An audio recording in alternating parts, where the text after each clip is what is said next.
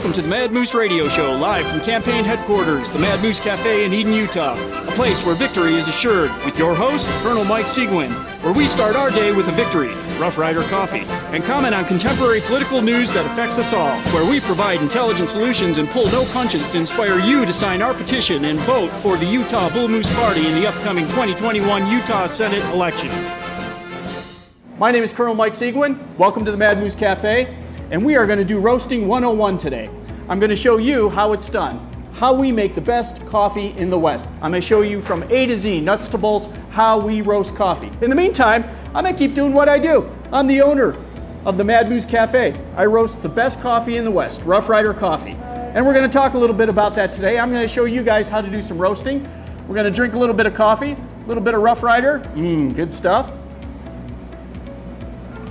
We do everything from A to Z here. We source, we roast, we package, we market, we sell, we run our cafe. So if you want to know how it's done, this is how it's done. I've had a difficult time finding anything like this on the internet. So if you want to know roasting, this is the place, this is how it's done, and we're going to give you the best coffee in the world. Okay, I want to talk for a minute about Rough Rider coffee, which is right in this cup, our awesome coffee mugs. Sometimes I start my day with a little victory, a nice espresso of Rough Rider coffee. But really what we do is we don't call our coffee coffee here. We call our coffee awesome. We call it victory, okay? And we like to start our day with a victory. And we like to sell our sacks of awesome. This is what we do at the Mad Moose. So what you want to do is you want to pay close attention to how it's done and how we make it here. But a little bit more background on the Rough Rider coffee before I get started. We source God's coffee. Now, we're not saying anything out of school about God, but we call it God's coffee because coffee originated in Ethiopia, if you didn't know that. So everything else in the world is a hybrid. It's a genetic modification. Whether it's Indonesian, Kona coffee, Colombian coffee, Panamanian coffee, wherever it comes from, it's a genetic hybrid. It's a GMO, okay? Doesn't necessarily make it good or bad, but what it does do is it gives us an opportunity to give you a window into what the first Europeans and the first Americans would have tried over 350 years ago. So we roast it the same, we source the same beans, and we roast them right here. But adding to that, Ethiopian coffee is not only the first coffee. What we do that Starbucks and all the other big players can't do because they have to make such massive quantities and blend it together, we source the specialty gourmet coffee. Okay?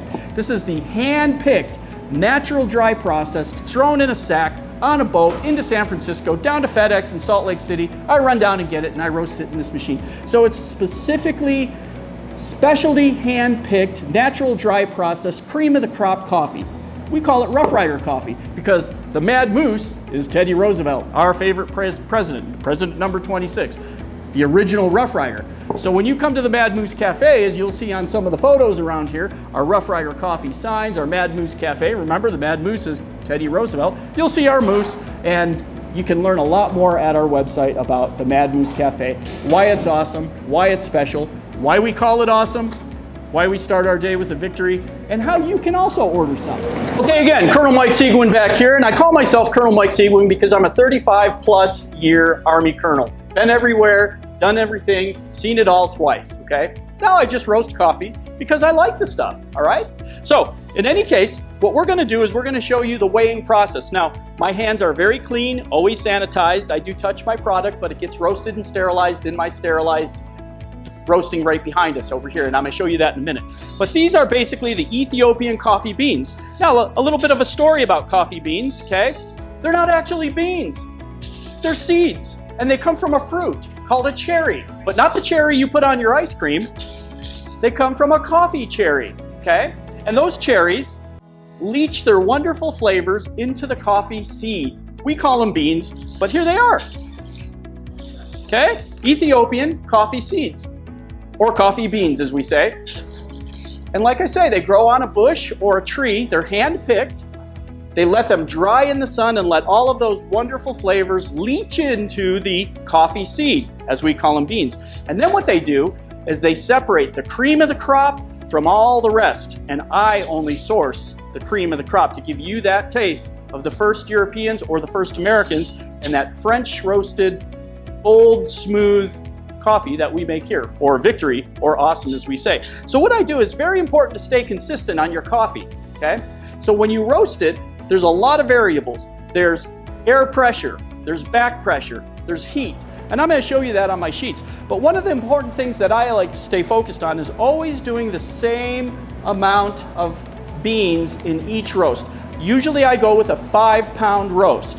Now my machine has got a capacity of 6 pounds, but I like to leave that little bit of space in there, and I always stay the same, okay? That lends itself to always being consistent in our flavor, in our process. We maintain consistency by maintaining the same amount of weight each time. So what I do is I have a bin, okay, and I have a weigh scale, okay. I put it on the weigh scale. I zero it out, of course, to make sure it's a consistent 5 pounds, and I just put 5 pounds in there. 1, 2, 3, 4, 5, and a little bit more to balance it off. Nope, that's perfect right on. So I've got a setup here. I got 1, I got 2, I got 1 in the hopper behind us, and we're going to go over there in just a second. When I am done roasting, I put my roasted beans in these bins, okay? And each one of these bins represents the 4 roasts I'm going to do today. Roast 1, 2, 3, and 4. So now what we're going to do is we're going to talk about our roast processing sheets. A very important step in my roasting processes to keep things consistent every time. Everybody does it different. This is how I do it, okay? And I control every aspect, not only with my roaster and my computer. I use Cropster, okay?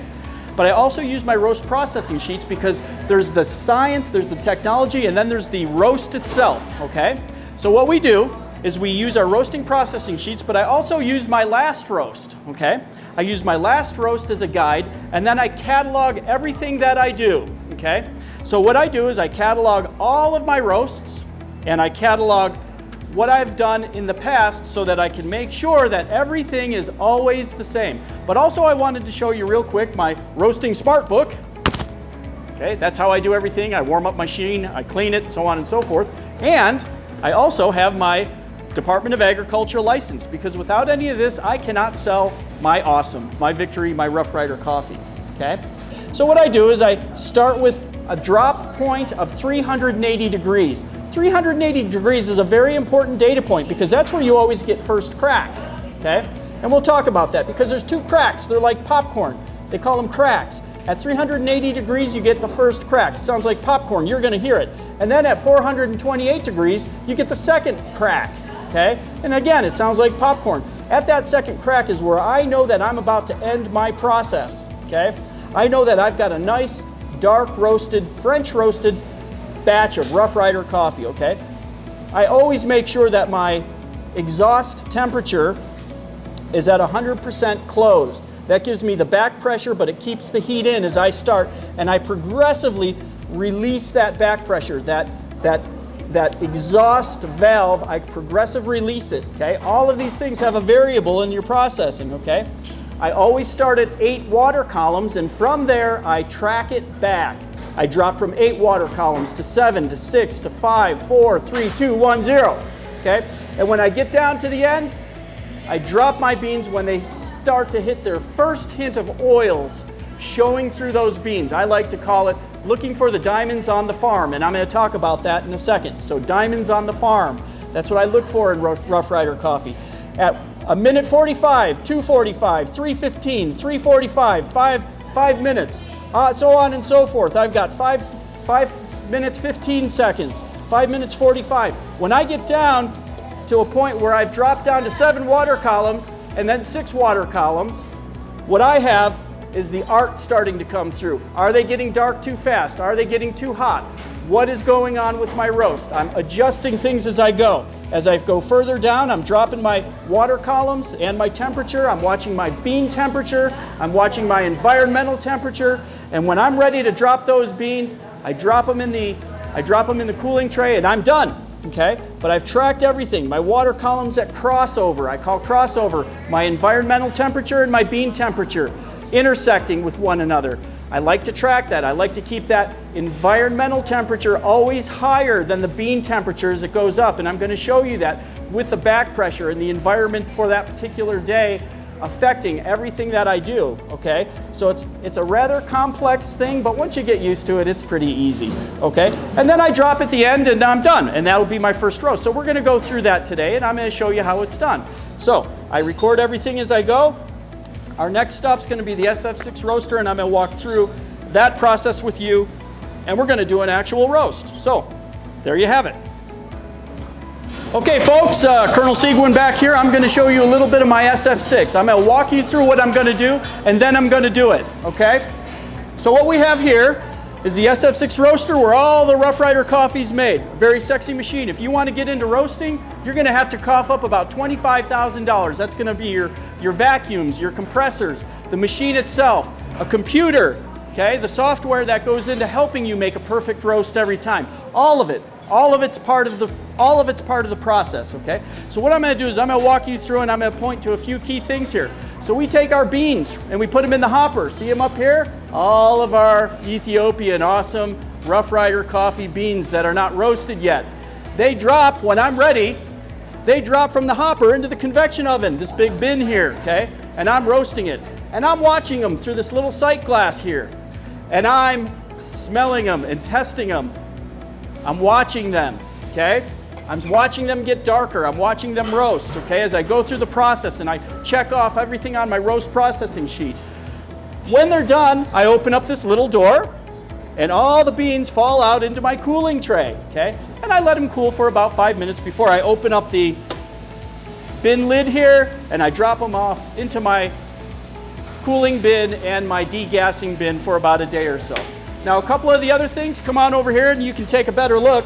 I've got back here my thermocouple gauges. I'm measuring the temperature. The red is my bean temperature, my mass temperature, okay? That's all the beans that go into here. That temperature drops significantly. I've told you, when I get to 380 degrees, when that red says 380 degrees, I drop them. Using this lever here, I drop them all into the convection oven at 380 degrees. But I'm also watching the smaller number down there. That's my environmental temperature. I want to always keep my environmental temperature a little bit higher, about 15, 20 degrees higher than my bean temperature. That means my temperature is always pulling the beans, pulling the bean temperature roast higher and higher and higher. So you're going to see that in my regression line on my Cropster program here, which I use on my Surface. Okay, I use Cropster, and you're going to see the regression lines on there as I do a process, okay? So that gives you a window into the SF6. It's propane and electrically driven, okay? I got a little propane tank back in here that I always keep full because you don't want to run out of propane in the middle of a roast. I've done that, okay? You turn it on, it ignites the burners. I turn it up, preheat it for about 20 minutes, get it up to 380 degrees, bean temperature, not environmental temperature. I drop them in and I roast it, okay? Okay. Turn this up to 7.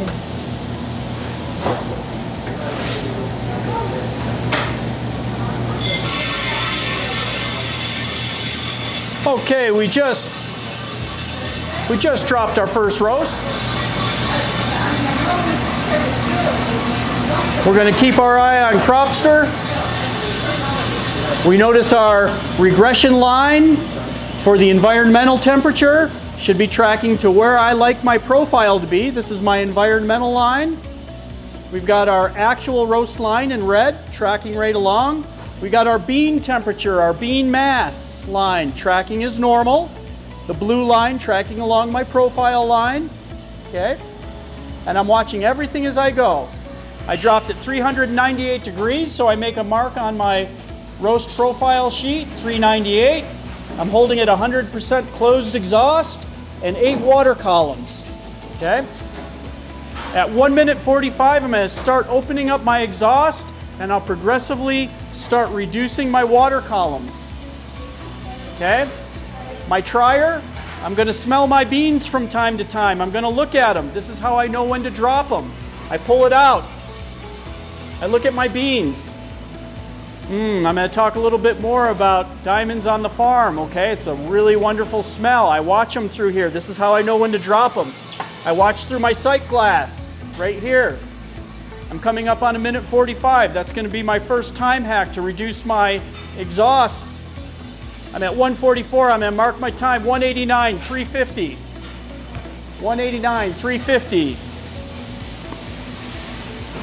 I mark it on here. 189, 350. I like to do that at 1:45. I open up my exhaust with my exhaust valve, which is on the other side. At 2:45, I'm going to do it again. I'm going to drop it up. I'm going to drop my exhaust a little bit more. Basically, I'm opening it a little bit more, reducing the pressure, letting a little bit more exhaust out. It creates the kind of roast and hits my roast profile the way I want it. Okay? You can still see everything's tracking where I want it. I'm at 2 minutes, 26 seconds. In a few seconds, I'm going to drop it again. I'm going to drop my exhaust. I'm going to open my exhaust. Okay? A little bit more. I'm watching my temperatures, seeing if it correlates with one of my previous roasts right where I want them, and it will. Okay? Okay, at 244, 245, on 215, 350. 215, 350. 215, 350. I mark it on here. 215, 350 degrees. I put a tick mark, make sure everything's tracking. At number 3, I was at 219, I'm at 215. I was at 342, I'm at 350. Everything's tracking good. At 315, I'm going to mark it again. Everything's tracking good. My water columns are holding at 8. 315, I'm at 231, 357. 231, 357. 251, 357 degrees. 251, 357. I mark it. I'm at 62.5% exhaust. Everything's tracking to my profile the way I like it. We're not going to talk about how I came up with my profile today, but we can do that on another time, or you can email me. Tracking right along. I'm at 345. I hit 246, 372. 246, 372. 246, I mark it. 372, everything's tracking right at 50% on one of my previous favorites. I was at 245 and 363. Pretty dang close. Okay?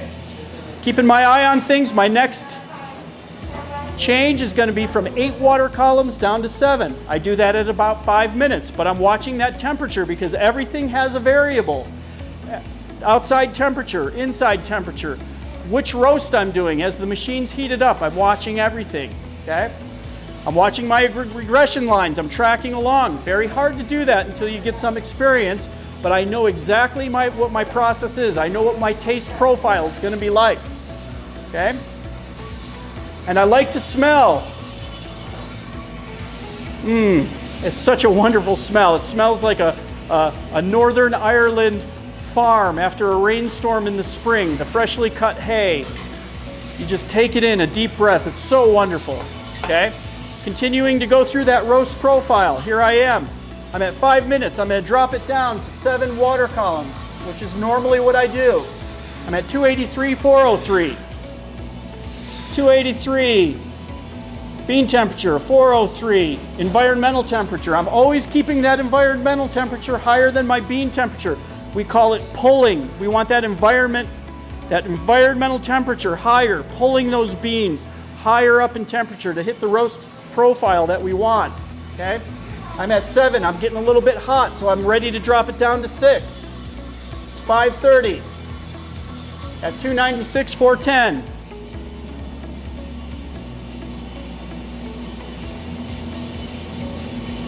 $296, 410 at 5:30. I'm going to hold it there. Okay? I'm going to drop my exhaust down to 25%.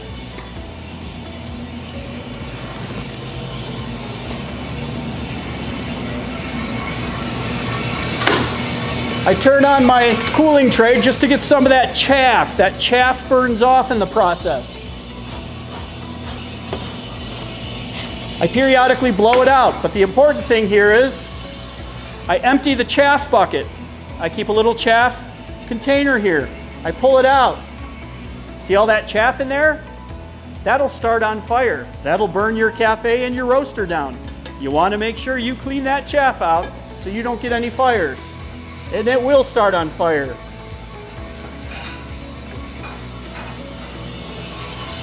You can see I've turned now. My Bean temperature is tracking right along my regression line for bean temperature. My environmental temperature, a little bit high. I'm going to bring it back into where I need it to be. Okay? I'm sitting at 5 water columns still.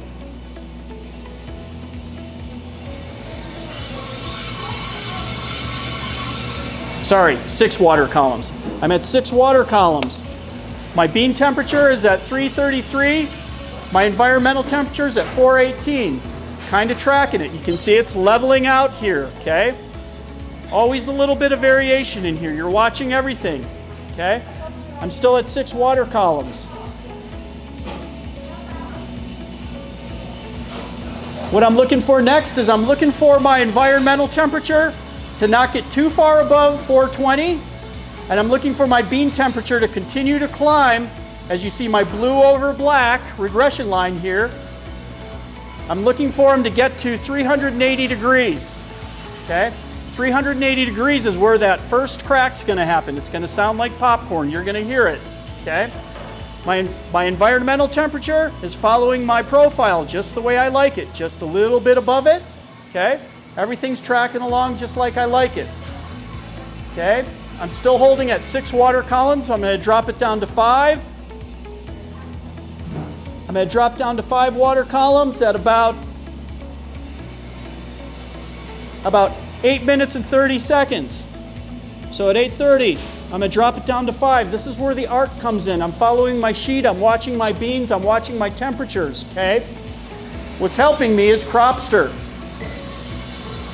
Just dropped it down to 5 at 357, 425.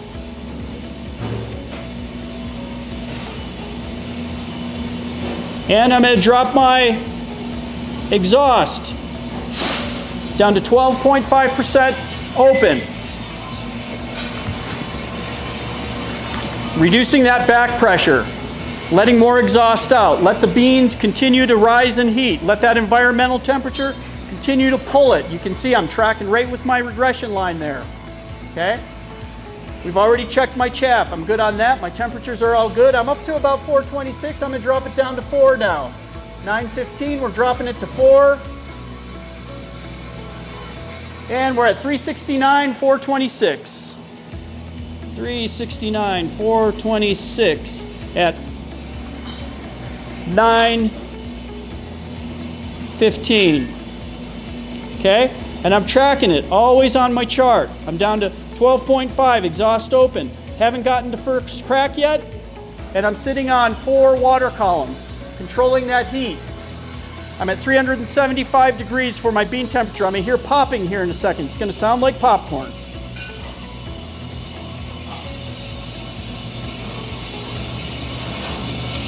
There we go. That's my first crack. 378, 425 at 9:58.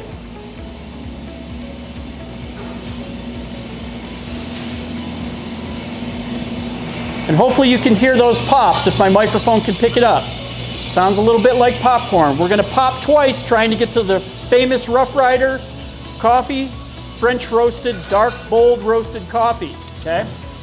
This is where a lot of people would call it a medium roast. So I'm at the medium roast point, maybe even the light roast point. Okay?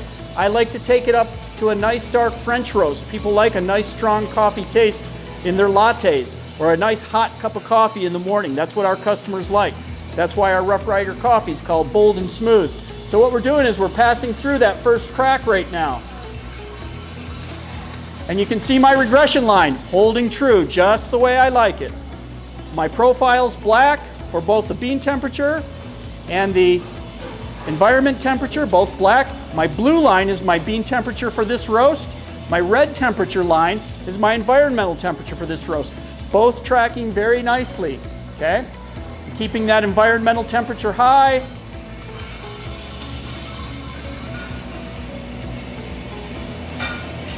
And watching it all. And drinking a little Rough Rider while I do it.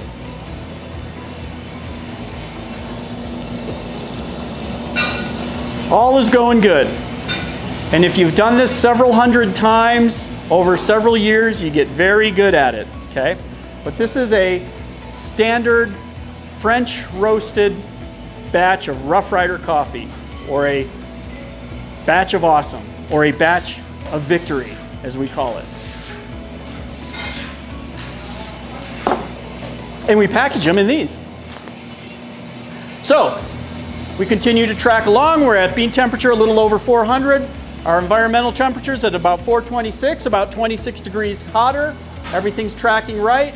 We're holding at 4 water columns. Everything's turning, everything's going good. Occasionally I blow the chaff out of my cooling tray because I don't want junk in there with my fresh roasted beans. So I turn on my cooling tray.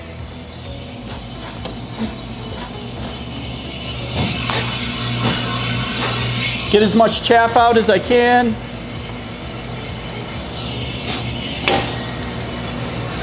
We're still tracking along using Cropster, so I'm using technology along with the art of roasting coffee. Checking my beans, okay? We got a ways to go yet. We're only at 409. We're at about a medium roast right now. Some people like it that way, okay? We just don't do it that way. When I have 50,000 cafes like Howard Schultz and Starbucks, I will make a whole variety of different coffees. But right now we do one really good French roasted coffee with the cream of the Ethiopian crop. It's the specialty gourmet coffee that we only sell here, and it is awesome. Or as we like to say, start your day with a victory. Rough Rider coffee. Okay, so we're at about 430 bean temperature. I'm gonna reduce it down a little bit more. I mean environmental temperature, 430. Bean temperature, about 417. I'm gonna be watching for crossover where the bean and the environmental temperatures intersect. It's just another data point. It's where I like to keep it. So I'm going to drop down to 3 water columns, 420, 431.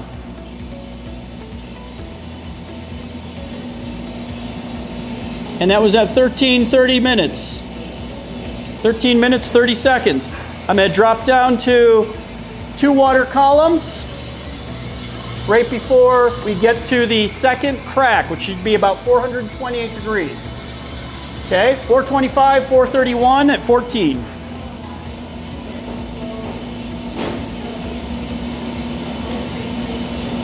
I can already hear the popping going. I'm at 428 degrees. You can kind of hear the pops in there. 428, 430 at 1418.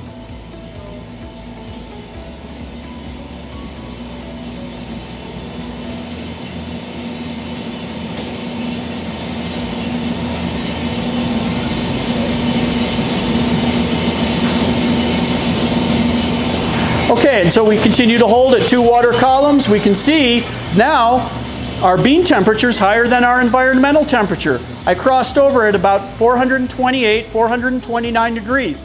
You're going to see my roast go all the way up to about 440, 445, and that's where I'm looking for the diamonds to appear. Okay, the diamonds on the farm, my crop, my Ethiopian beans, my crop. Diamonds on the farm. I'm going to look for those oils to show through. And I'm going to show you those, and we're going to look for them. Okay, we're at 439. I'm getting ready to finish this off. When I'm ready to drop, I'm going to pull my cooling tray's airflow forward so that it's pushing the cool air, stopping that roast as it cools. I've got my cooling tray on right now so that it cools fast when I drop it. Okay, I'm at 442 degrees. 442 bean temperature, 424 environmental temperature. I'm looking at my beans. They're getting close, but I see no diamonds yet. Very close, maybe another minute. I'm going to drop us down to 1 water column. 444, 425. 444, 425, and that was at about 1548. Okay, we're up to 446. I'm going to drop us down to 0. 446, 423, 446, 423 at 16 straight up. And I'm probably ready to drop. I'm going to look for those diamonds. Here we go. And I do see them. It's hard to see on your camera, but there they are. Maybe it's blurry, I don't know. But I'm looking for those little shiny oils starting to come through. So I'm going to drop it 16:30. Okay, 16 minutes, 30 seconds. Pull the airflow forward, 16:30 at 447, 410. 447, 410. 447, 410 at 1630. Okay, went a little hotter today, went a little bit longer today, okay? That has to do with the environmental temperatures, okay? Has to do with the temperature inside and outside, but it's a perfect roast. It's just the way I want it. So what I do is it detects, Cropster detects that my roast is done. I say yes, and I save. And you can see my regression lines track just the way I want, and another awesome batch of Rough Rider coffee. That is how you do a roast. Nice and cool. I'm gonna pull my cooling tray over here. I'm gonna get it ready to drop, and I'm gonna go on to a next roast. This was my third roast of the day. Everything's tracked fine. I've got my roaster water columns turned down to 0. I have my exhaust fully open, and we're letting the machine cool down, getting it ready to the start point for the next roast. I've saved everything on Cropster. Cropster saves everything on their servers, but I save everything on here too. And I keep all of my roast process sheets, okay? So there you go. There you have it. That's a perfect roast. That's Rough Rider coffee. That is how you roast coffee. Okay, folks, I just showed you how awesome is made, how we achieve a victory every day. Rough Rider coffee. I showed you today how we weigh it out. I've showed you the process from start to finish. I showed you the componentry, the SF6 roaster. I've showed you Cropster. I've showed you it all. I've showed you our roasting process sheets. If you want to know how to make coffee, this is how it's done, okay? If you have any questions, you can call me at the cafe, Cafe Mad Moose, okay? My email is cafemadmoose@gmail.com, or you can call me at 801-452-7425. Tune into our podcasts at the Mad Moose Roasting Company, and you'll be able to see a lot more of what we've got going on around here, or visit us at the Mad Moose Cafe. So, thanks a lot for tuning in. Colonel Mike Seguin signing off.